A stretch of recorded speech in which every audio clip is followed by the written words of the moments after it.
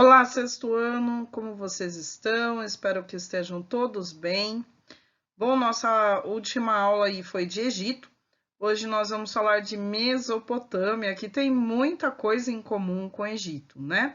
Vamos falar da localização, da política, da economia, da sociedade e da cultura da Mesopotâmia aí, que é uma das civilizações da antiguidade, né? Então, Egito e Mesopotâmia são civilizações da antiguidade, história antiga. Já não estamos mais na pré-história, né? Então, primeiramente, a Mesopotâmia é uma região que está no continente asiático. Atualmente, essa região é conhecida como Oriente Médio e ela corresponde aos territórios atuais do Iraque, parte do Kuwait, Síria, Irã e Turquia, né? O termo Mesopotâmia, ele significa região entre rios, né? Porque essa região, conforme você pode ver no mapa, ela estava situada entre os rios Tigre e Eufrates. Então, no Egito era o rio Nilo, né? E na Mesopotâmia, os rios Tigre e Eufrates. A Mesopotâmia tem um clima quente e seco, né? Praticamente é um deserto, né? Como o Egito. Mas, justamente como no Egito, os rios garantiam a sobrevivência dessa civilização. A Mesopotâmia está na região do Crescente Fértil. Então, por que Crescente Fértil? Né? Porque as margens dos rios da Mesopotâmia, Tigre e Eufrates, da Palestina, que você vê no mapa também, ali em Jerusalém, né? Ali fica o Rio Jordão, tá? Ali perto, né? Na verdade, hoje fronteira de Israel com a Jordânia, tá? E no Egito, o Rio Nilo, tá? Esses rios, eles fertilizavam o solo, né? Graças aos seus sistemas aí de cheias e vazantes. As cheias, então, é quando chove muito, né? E o rio transborda, inclusive eram feitas barragens para conter as enchentes, mas as margens do rio ficavam inundadas. E essas inundações das margens do rio levavam a matéria orgânica, humus ou limo, que deixava esse solo extremamente fértil e garantia colheitas abundantes, né? Colheitas aí até mais do que suficientes para toda a população, tá? Então, por isso, essa faixa aí, ela forma uma lua crescente, né? E é aí que ela é chamada de crescente fértil. Egito e Mesopotâmia também são classificados, então, como sociedades hidráulicas, né? A coisa que vem de água, potâmicas, potos quer dizer água, fluviais ou ribeirinhas, né? Porque viviam às margens dos rios. Foi às margens dos rios que começaram a surgir as primeiras cidades, né? Então, todas essas classificações aí. Uma sociedade potâmica não é só porque ela precisa do rio para tomar água ou para irrigar as plantações. É porque justamente o solo também garante, né? O rio também garante a terra fértil para a agricultura, tá certo? É principalmente por isso, tá? O rio deixa o solo fértil, certo? Então, não se esqueçam que Mesopotâmia ficava aí entre os rios Tigre e Eufrates. Então, na economia, os povos da Mesopotâmia, assim como os egípcios, né? Olha só, mais uma coincidência, sobreviviam da agricultura, cultivo das plantas principalmente. Mas a pecuária, né, a criação de animais, o artesanato e o comércio também eram muito importantes, né? O comércio, aliás, surgiu à base de trocas, né? Na Mesopotâmia ele era feito à base de trocas e nas cidades, tá? Para aproveitar melhor a água dos rios, os povos da Mesopotâmia construíram barragens, que era para evitar enchentes, diques para armazenar a água das chuvas, canais de irrigação para levar a água dos rios até as plantações. Então a gente vê aí que o rio por si só não oferecia todos os recursos, né? Era preciso criar obras públicas para aproveitar melhor os rios, né? O que nos lembra aquela frase do Egito, né? O Egito é um presente do rio Nilo, né? Mais ou menos, porque sem a intervenção humana o rio poderia causar destruição também, né? Na Mesopotâmia cultivavam cereais como a cevada, né? E aí faziam a cerveja, uma das bebidas mais antigas, né? Que existem aí, juntamente com vinho. O centeio e o trigo eram usados para fazer pão e outras massas. Havia o cultivo de legumes como o pepino, hortaliças como alhos e cebolas, frutas como a tâmara e a criação de animais, ovelhas, cabras, porcos, bois, jumentos, que serviam para levar e trazer cargas, e carneiros, aí do qual se obtinha lã, né? Nas cidades havia esse intenso comércio que era realizado à base de trocas. Os produtos agrícolas eram trocados por vasos de cerâmica, como o primeiro que aparece aí, né, um vaso de cerâmica, que está até com a escrita cuneiforme, a escrita da Mesopotâmia. Os vasos serviam principalmente para armazenar grãos, né? Vocês já estudaram isso, mas também para fazer a fermentação do vinho e da cerveja, né? Vocês veem também um jarro, né, de argila aí na direita, né, na sua direita. Nas cidades haviam aí também comércio de joias, objetos de ferro, de madeira e até móveis, né? Então havia um grande número de artesãos especializados, tá? Inclusive, muitos vestígios são encontrados até hoje nos sítios arqueológicos do Iraque aí, né? O Iraque, que era onde mais se encontrava aí a Mesopotâmia antiga. Bem, em relação à sociedade na Mesopotâmia. Então, a sociedade, ela era rigidamente hierarquizada, ou seja, uma sociedade imóvel, onde não há chance de ascensão social, não há como mudar de camada social. O camponês nunca virá a ser um sacerdote, ou um nobre, ou um rei, né? Do mesmo jeito, quem é da camada mais alta não será da camada mais baixa. No topo da pirâmide social, topo então é a camada mais alta, certo?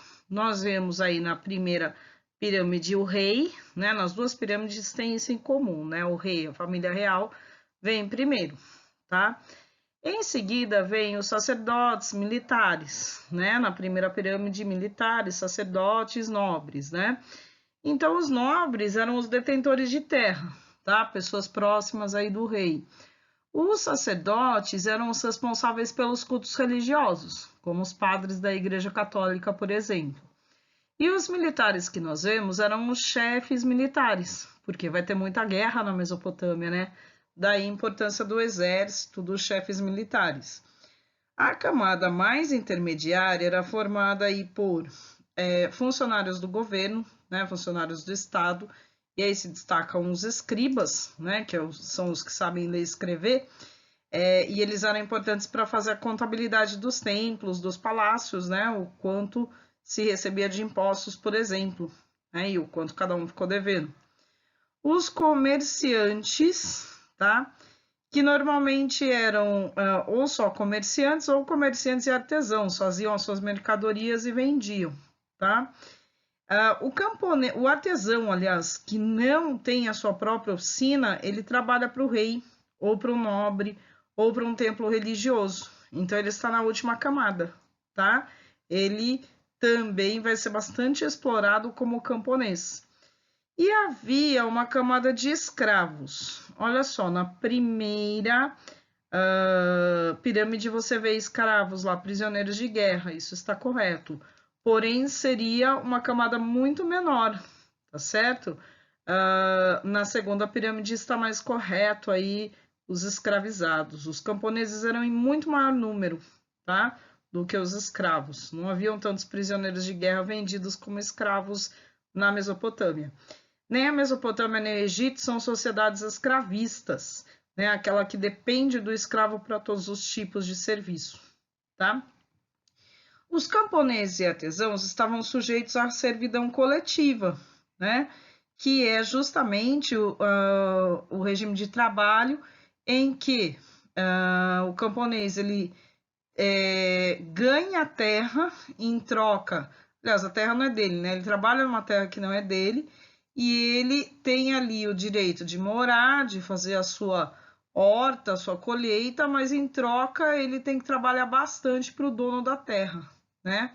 Então, a maior parte da sua produção, na verdade, é do dono da terra, que ou era o rei, ou os nobres, ou os sacerdotes. E o camponês tinha uma outra obrigação, de trabalhar gratuitamente de tempos em tempos, né?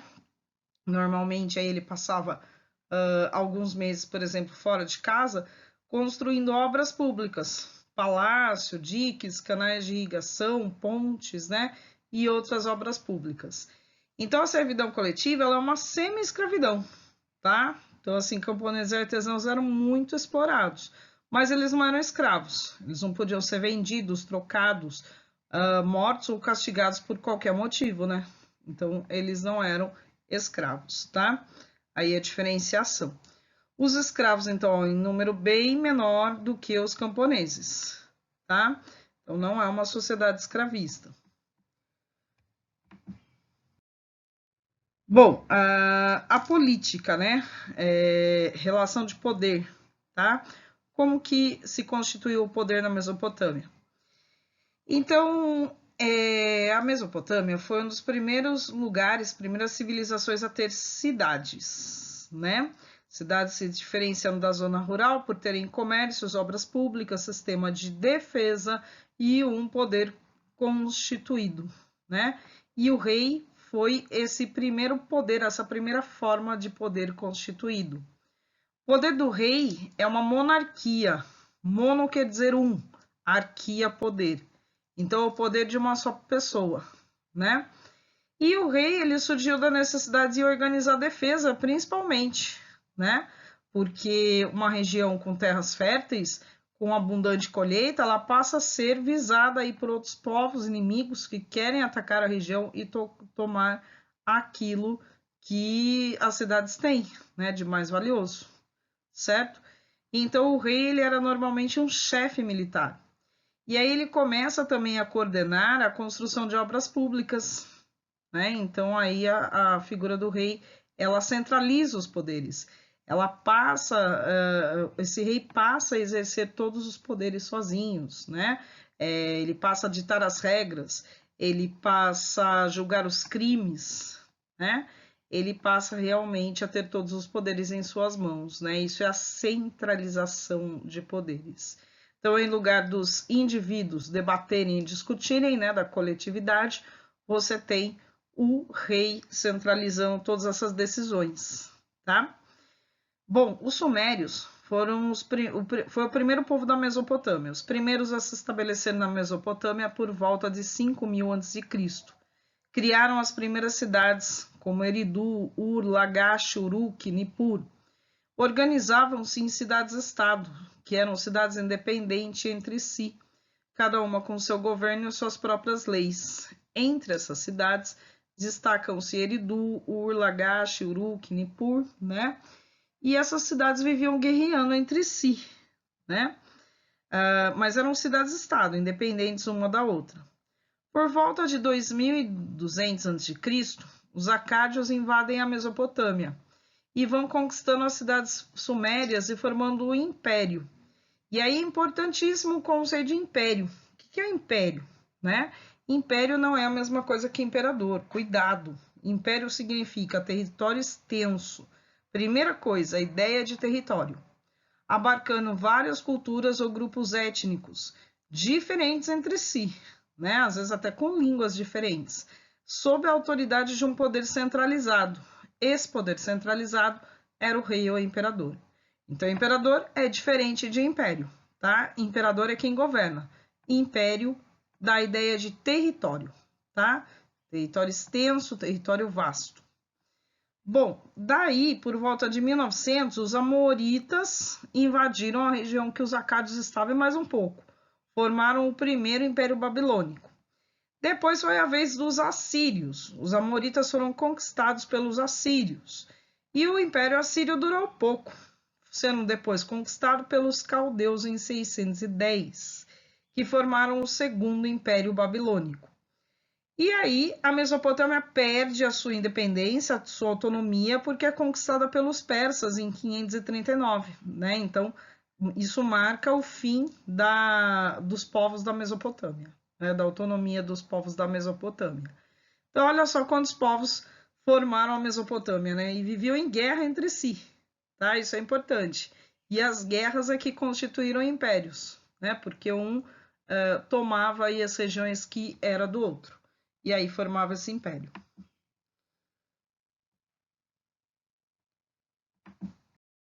Bom, aqui nós temos um mapa, tá? Dos povos da Mesopotâmia. E eu quero que vocês vejam aqui, então. Primeiro império, aliás, primeiro domínio dos sumérios, tá? Então, as cidades aí que estão na região em vermelho, Akkad, Nippur, Lagash, Uruk, Larsa, Ur, tá? Então, aí estão as cidades sumérias. Aí vem o domínio dos acádios. Dominam essa região em vermelho e muito mais, né? Depois vem o domínio dos assírios. Os assírios dominam essa região de vermelho, essa de verde aí dos acádios e muito mais, né? E aí vem o Império Babilônico, que domina o que era dos sumérios, o que era dos acádios e um pouco mais, mas não foi tão grande esse segundo Império Babilônico em relação aí ao Império dos assírios, tá? Então, olha só, todos esses impérios aí, né? E eles se estendem aí para fora da Mesopotâmia, ó. Damasco é na Síria, Biblos, Sidon, Tiro, já era a região, hoje atualmente Líbano, mas era a região dos fenícios, Jerusalém era onde estavam os hebreus, tá? Então, eles dominam todos esses. Bom, importante é analisar a figura do rei. Inicialmente, cada cidade-estado tinha o seu rei, né? E tinha suas próprias leis. Era uma independente da outra. Cidade-estado, o conceito é esse. Uma cidade é independente da outra. Mas a partir do momento que se forma o império, você tem um rei ou imperador centralizando todos os poderes, governando todos esses povos, certo? E esse rei passa a ser visto como um representante da vontade dos deuses na Terra. Não era tanto assim como o faraó, né? Porque o faraó ele fazia ter boas colheitas, ele fazia chover, né? Ele tinha, a eles eram atribuídos poderes mágicos, tá? Mas na Mesopotâmia os reis eram sagrados também. Eles não poderiam ser questionados. Eles estavam representando a vontade dos deuses. Então todos tinham que obedecer às suas ordens, né? Às suas leis sem questionamento. Né? Se revoltar contra o rei era se revoltar contra os deuses. E a desobediência poderia levar à morte, tá? Então, olha só, esse tipo de governo ele é classificado como monarquia. Olha o que quer dizer monarquia. Do grego, hein? Mono quer dizer cracia, poder, ou arquia, que também é poder. Poder de uma pessoa só, tá? E teocrática quer dizer, teo quer dizer Deus, cracia, poder, poder de origem divina. Então, o rei que tem um poder divino, né? O rei que é considerado um deus, né? Um representante dos deuses na Terra, não um deus na Terra, mas um representante dos deuses aqui na Terra, né? E deuses porque eles acreditavam em muitos deuses. Você tem aí a figura do rei Hammurabi, um dos mais importantes. Então, em termos da cultura, agora vamos falar um pouquinho mais de cada povo, né, da Mesopotâmia, o que deixou de legado de herança cultural, legado é herança, tá? Então, cultura a gente já falou, que são as manifestações artísticas, religiosas, culinárias, hábitos, costumes, produção intelectual, né, entre outras coisas aí, né, lendas e tudo mais de uma civilização. Os sumérios, eles trouxeram para a Mesopotâmia a escrita cuneiforme, um tipo de escrita ideográfica. Os símbolos representam ideias, né? Os sons das palavras formam novas palavras, né? Então, uma espécie de som que dá uma sílaba juntado com outro vai dar origem a uma outra palavra. Essa escrita eles faziam em plaquinhas de argila, né? Úmidas, e um palito de ponta triangular, tá? Parecia uma cunha, uma espécie de colher triangular, assim, né? Que nem a colher de pedreiro, tá? E aí essa escrita era chamada de cuneiforme, tá? Impossível decifrar, né? Nossa, é muito difícil, tá? Existem universidades aí que dão um curso da escrita cuneiforme, né? Mas realmente demora um bom tempo aí para gente aprender, né? E aprende ainda de uma forma mais simples, né? Não como com todos os requintes que eles tinham, né? Essa escrita. Daí a gente falou que os sumérios foram conquistados pelos amoritas, né? Pois é, os amoritas, os primeiros babilônicos, eles deixaram enormes zigurates, né, na Mesopotâmia.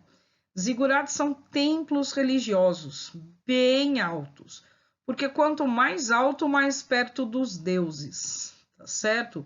Esses templos guardavam muitos tabletes de argila, né? Então serviam de bibliotecas, e lá de cima eles ficavam estudando o céu, desenhando o céu. Então eram observatórios astronômicos, tá certo? Os amoritas, né, os primeiros babilônicos, também deixaram o primeiro código de leis escritas, conhecida como Código de Hammurabi, né? Que se baseava na lei do talião. Talião que quer dizer retaliação, vingança. Olha a frase, olho por olho, dente por dente. Era o que exprimia o Código de Hammurabi, né? A lei do talião, tá? O que significa olho por olho, dente por dente? Se você arrancou um olho, você vai ter um olho arrancado. Se você arrancou um dente, você vai ter um dente arrancado. Ou seja, as penas vão ser proporcionais, semelhantes ao crime cometido. Daí alguns dos artigos do Código. Se alguém furta bens do Deus ou da corte, deverá ser morto, mas quem recebeu dele a coisa furtada também deverá ser morto. Então, olha só, pena de morte, hein? Roubou de um templo religioso ou do palácio, pena de morte. Se alguém rouba um boi ou uma ovelha, ou um asno, um porco ou um barco, se a coisa pertence ao Deus ou à corte, né? Ou ao templo religioso ou à corte, deverá pagar 30 vezes o tanto, né? Se pertence a um liberto, uma pessoa comum, então, deverá dar 10 vezes esse tanto. Se o ladrão não tem nada para dar, ele vai ser morto, né? Então já viu que roubar um templo ou um palácio, né, ou o palácio do rei, era pena de morte na certa, né? Se alguém arranca o olho a um outro, se lhe deverá arrancar o olho. Se o médico trata alguém de uma grave ferida com a lanceta de bronze e o mata, ou lhe abre uma incisão com a lanceta de bronze e o olho fica perdido, se lhe deverão cortar as mãos. Se o médico trata o escravo de um liberto de uma ferida grave com a lanceta de bronze e o mata, deverá dar escravo por escravo, né? Quer dizer, restituir o escravo que ele matou.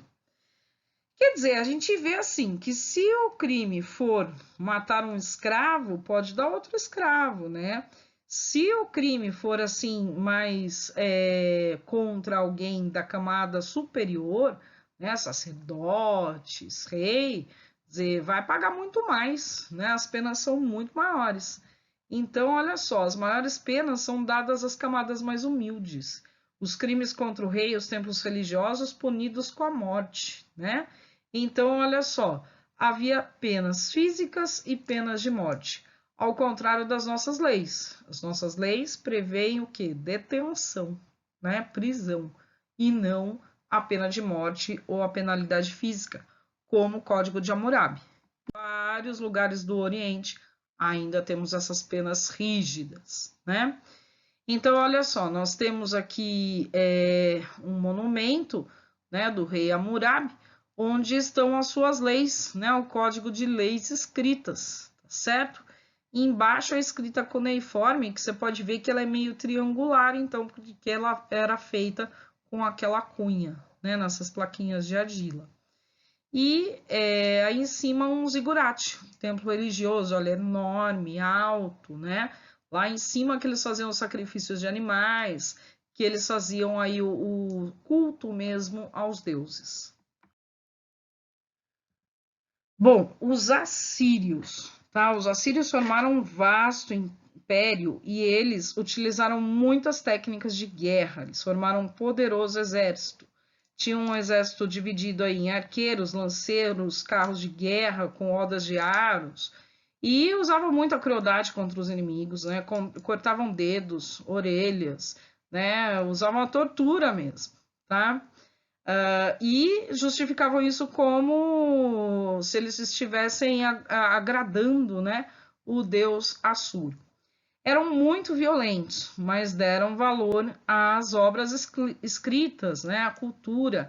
Criaram uma biblioteca que tinha muitos tabletes de argila. Não existe hoje, né, porque foi destruída em guerras, mas eles se preocuparam bastante aí em guardar, estimular essa produção escrita. Os caldeus eram os novos babilônicos, segundo Império Babilônico, tá? A eles são atribuídas grandes obras, como os Jardins Suspensos da Babilônia, né, que não se sabe se existiam mesmo ou não, e a Torre de Babel, que a Bíblia cita que era um zigurate de 100 metros de altura, né, o maior de todos, tá? Templo religioso. A religião para os mesopotâmicos era levada muito a sério, né? Eles acreditavam em vários deuses, então eram politeístas, vários, teodeus, né? Crença em vários deuses. Acreditavam que era necessário fazer o bem aqui em vida, porque eles receberiam aqui mesmo. É diferente dos egípcios, né? Que acreditavam na vida melhor após a morte. Não, para os povos da Mesopotâmia, eles não teriam uma vida melhor após a morte. Então, eles tinham que fazer o bem e receber aqui mesmo, né? Eles associavam os planetas a deuses. Aliás, o nome dos planetas hoje, ele se remete aos deuses latinos, né? Marte, deus da guerra, tá? Mercúrio, deus dos viajantes, né? Dos mensageiros, tá? Vênus, a deusa do amor, né? Que os romanos copiaram dos gregos e os gregos, por sua vez, copiaram aí também dos deuses da Mesopotâmia, né? Quer dizer, então todos esses povos eram politeístas. Então tem a ver, eles tiveram contato entre si, né? Então aí que eles vão dar nome às primeiras constelações, aos planetas, né? Vão representar o céu na forma de desenho, tá certo? E aí que eles achavam que os templos altos tornavam eles mais próximos dos deuses. E realizavam sacrifícios de animais e às vezes até sacrifícios humanos aí para agradar esses deuses. Outros legados, outras heranças aí dos povos da Mesopotâmia. Além da escrita cuneiforme, do código de leis escritas que a gente já falou, eles também se destacaram na arquitetura com os igurates, né, na matemática, porque era necessário cálculos matemáticos, né, para fazer todas essas construções. Na astronomia, o estudo dos astros. Na astrologia, a influência dos astros no destino das pessoas. Hoje você tem a astrologia com horóscopo, mas também tem o mapa astral, tem as características dos signos, né? Então, a astrologia aí, ela parte da astronomia, né, do estudo dos astros, tá? A literatura, olha só, a Epopeia de Gilgamesh ficou famosa e nela há um relato, uma narrativa da Arca de Noé, mas não era Noé, né? Então, para saber mais um pouquinho aí, eu vou deixar vocês curiosos, eu não vou contar, tá?